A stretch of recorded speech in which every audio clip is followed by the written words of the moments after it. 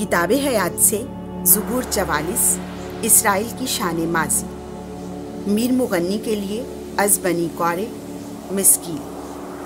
اے خدا، ہم نے اپنے کانوں سے سنا ہے، ہمارے باپ دادا نے ہم سے بیان کیا ہے کہ تو نے ان کے ایام میں بلکہ قدیم ایام میں کیا کام کیا۔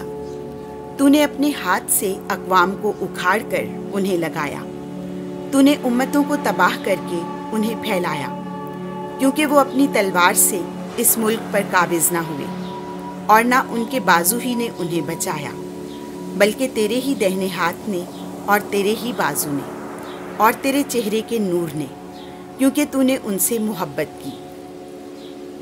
اے میرے خدا، تو میرا بادشاہ ہے جس نے یعقوب کو فتوحات بخشی۔ تیری بدولت ہم نے اپنے مخالفوں کو گرا دیا، اور تیرے نام سے ہم نے اپنے حریفوں کو پامال کر دیا۔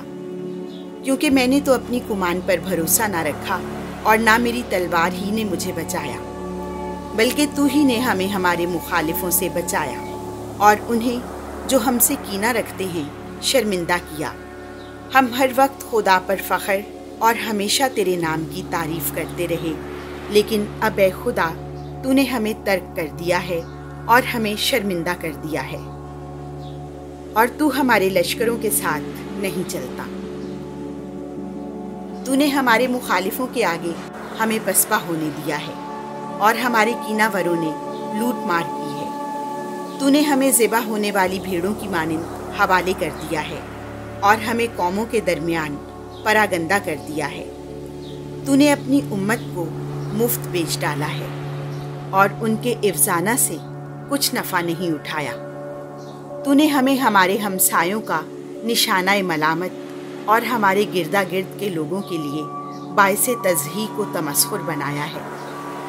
تو نے ہمیں غیر قوموں کے درمیان ضرب المثل ٹھہرایا ہے، امتیں ہم پر سر ہلاتی ہیں۔ میری ذلت ہر وقت میرے سامنے ہے، اور میرے چہرے پر بے آبروئی چھا گئی ہے۔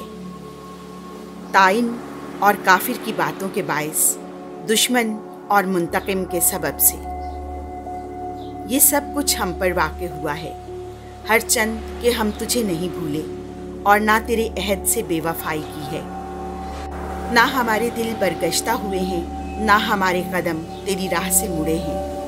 اگرچہ تو نے ہمیں جائے مصیبت میں پامال کر دیا ہے، اور تاریکی سے ہمیں چھپا دیا ہے۔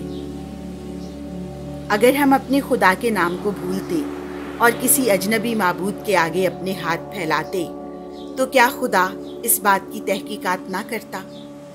اور جو باطن کے اسرار سے واقف ہے، بلکہ ہم تو ہر وقت تیری خاطر جان مارے جاتے ہیں، ہم گویا ذبح ہونے والی بھیڑیں سمجھے جاتے ہیں۔